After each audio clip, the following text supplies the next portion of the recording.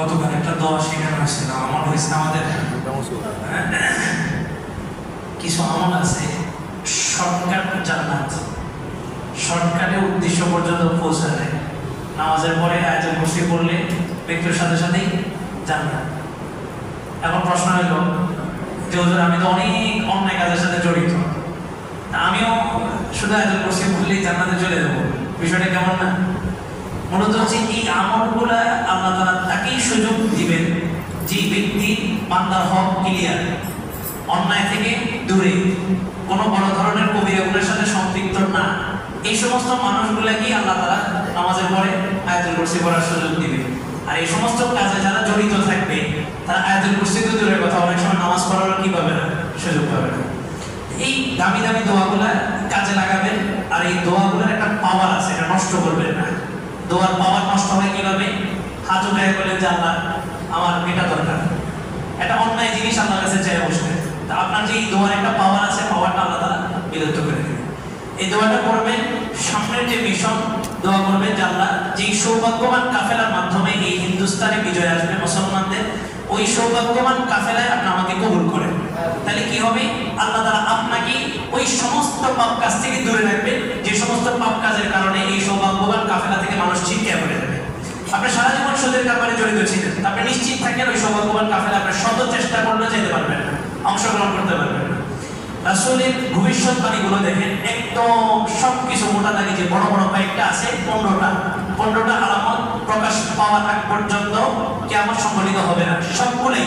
শুধুমাত্র 2-1টা বাকি আছে, ইয়াজুজ মাজুজ, ইমাম মাহদী এবং ঈসার আগমন। এগুলা ছাড়া ম্যাক্সিমাম আলামতগুলা সব ঘটে গেছে। সামনে যে অবস্থান আসতেছে, এটা রাষ্ট্রের কোন একটা রাষ্ট্রের উপরে দায়িত্বটা রাসূলদের নেই, দিছেন মুসলমানদের উপরে, যে যুদ্ধটা মুসলমানরা করবে। এখন আমরা যদি আমাদের এয়ারফোর্স এবং যে সমস্ত ব্যাটালিয়ন সদস্যগুলো আছে, বাহিনীগুলোর উপরে যদি আমরা আস্থা করে থাকি, তাদেরকে যদি চাপ প্রয়োগ করি, না, এটা তাদের দায়িত্ব না। সামনের যে রক্তক্ষয়ী যুদ্ধটা আসতেছে, এটা কোনো রাষ্ট্রীয় যুদ্ধ না। আপনারা হয়তো অনলাইনে দেখছেন, এটা দেখছেন যে ভারত যে মিসাইলটা ছাড়ছে, এটা পাকিস্তানের কোন একটা এরিয়া, কোন একটা শহর, কোন একটা ক্যাম্পাস, কোন একটা কলেজ, ভার্সিটিকে কেন্দ্র করে না, এটা মসজিদকে কেন্দ্র করে ছাড়ছে। আর সবচেয়ে আশ্চর্যের বিষয়, রাত 3টায় যেখানে হামলা হয়েছে, পাকিস্তানের মুসলমানদের ঈমান কি তাজা, ফজরের নামাজ ওই মসজিদে সবাই একত্রিত হয়ে নামাজ আদায় করছে। আমাদের মসজিদে একটা ছোট্টখাটো একটা ফ্যান বা এসি বাস্ট হলে তো আমরা 5-10 দিন ওই মসজিদে ঢুকবো না, কি না কি সমস্যা হয়। এক করোনা ভাইরাসে তো মসজিদ পুরো গেটে তালা মেরে দিয়েছে। তো যেখানে যে মসজিদে বোম্বিং হয়েছে, ওই মসজিদটাতে সবাই আবার কি করছে, ফজরের নামাজ পড়ছে। বলা উদ্দেশ্য যেটা দেখেন, ভারত টার্গেট করছে কি, ইসলাম, মসজিদ, মাদ্রাসা। ভারত পাকিস্তানকে টার্গেট করে না। এবং যে সামনের পরিস্থিতি আসতেছে, যুদ্ধটা শুধুমাত্র হবে ঈমান এবং কুফরের লড়াইয়ের মাধ্যমে, ঈমান এবং কুফর। আর এই যুদ্ধটা কি ব্যাটালিয়ন সদস্য না আপনি আর আমার উপরে জিম্মাদারি? আমাদের প্রত্যেকের উপরেই জিম্মাদারি। এবার একটু হিসাব বসেন, হিসাব নেই যে আপনার কি প্রস্তুতি। কথার কথা আজকে মাগরিব পরে শুরু হবে, একটা প্রত্যেকেই হিসাব নেন যে আমার কি প্রস্তুতি আছে, আমার কি সাহস আছে, কি হিম্মত আছে, কি জোগাড় করছি। আমাদের ডিফেন্স করার জন্য যে সমস্ত জিনিস দরকার, এটা তো দূরের কথা, ভারতের যে অত্যাধুনিক অস্ত্রগুলো আছে, ওগুলোর সাথে আমাদের পাল্লা দেওয়া তো বহুত দূরের কথা। ওই সমস্ত অত্যাধুনিক যন্ত্রগুলো যদি বাংলাদেশের উপরে ছাড়ে, এগুলো শুধু ডিফেন্স করার মতো বাংলাদেশ ক্ষমতা নেই। শুধু ডিফেন্স করবে, আটকাবে, ফিরাবে, এই ক্ষমতা এখনো বাংলাদেশে হয়নি। তাই আমরা যুদ্ধ করবো, নাই বাকি না। যুদ্ধের প্রস্তুতি ছাড়া যুদ্ধের ময়দানে নামা, এটা কিসের সিদ্ধান্ত? আত্মঘাতী একটা সিদ্ধান্ত। আল্লাহ যুদ্ধ করার আগেই বলছেন, তোমরা তোমাদের শক্তি সামর্থ্য নিয়ে তোমরা প্রস্তুতি নাও। এরপরে যে আল্লাহ বলছেন জিহাদে ঝাঁপায় পড়ো। সাহাবায়ে কেরাম যুদ্ধের ট্রেনিং দিচ্ছেন, তারপরে যে যুদ্ধে ঝাঁপায় পড়ছেন। মদিনার চতুর্দিকে খন্দক খনন করা হয়েছে। আক্রমণ কেমন ছিল? পুরা পৃথিবীর সমস্ত কুফফার শক্তি একত্রিত হয়েছে, পুরো মদিনার মানচিত্র থেকে উঠায় দিবে মদিনাকে। শুধু ইসলামকে না, শুধু মুসলমানকে না, মদিনার যে মানচিত্র আছে এটা পৃথিবী থেকে একদম মুছে দিবে। খন্দকের যুদ্ধ শুরু হয়েছে। সালমান ফারসি রাদিয়াল্লাহু তাআলা আনহু আল্লাহ রাসূলকে পরামর্শ দিলেন, আপনি একটা কাজ করেন, মদিনার চতুর্দিকে আপনি 3 ফুট 4 ফুট করে বড় গর্ত খনন করেন, যাতে গর্তের ওই পাশ থেকে লাফ দিয়ে এই পাশে কেউ আসতে পারে। বড় করে গর্ত খনন করা হলো। আমার রাসূল যার দোয়া হাত উঠাইলে দোয়া কবুল হয়ে যায়, ওই রাসূল পর্যন্ত খন্দকের যুদ্ধে যায় খন্দক খনন করছেন। একটা পাথর কেউ ভাঙতে পারতেছিল না, কোনো সাহাবী। রাসূলের কাছে আসা হয়েছে। সাহাবায়ে কেরাম যেমন ক্ষুধার্ত ছিলেন, রাসূলও ক্ষুধার্ত ছিলেন। আল্লাহু আকবার এক ধ্বনি দিয়ে পাড়ি দিয়েছেন। সাহাবায়ে কেরাম বলছেন যখন থেকে একটা নূর বিচ্ছুরিত হলো আর পুরো পাথরটা খণ্ড বিখণ্ড হয়ে গেল। রাসূল নিজে সেই কাজগুলো করছেন, যুদ্ধের সরঞ্জাম সবকিছু জমাইছেন। জমায়েত আমরা খন্দক এই মদিনাকে কি করছে নিরাপত্তা দিয়েছেন। আপনি ভারতের মানচিত্র দেখেন, বাংলাদেশের মানচিত্র দেখেন, আপনার তিন দিকে ভারত, একদিকে সমুদ্র, জামেরপুর দিকে তিন দিকেই আপনার ভারত, একদিকে সমুদ্র। তারা গত মাসের শেষের দিকে এসে একটা আলটিমেটাম দিয়েছিল, দারুল উলুম দেওবন্দ, যেটা ভারত উপমহাদেশের মার্কাজ, ইসলামকে টিকায় রাখার একমাত্র অথেন্টিক মার্কাজ, যেটা তার নাম হচ্ছে দারুল উলুম দেওবন্দ।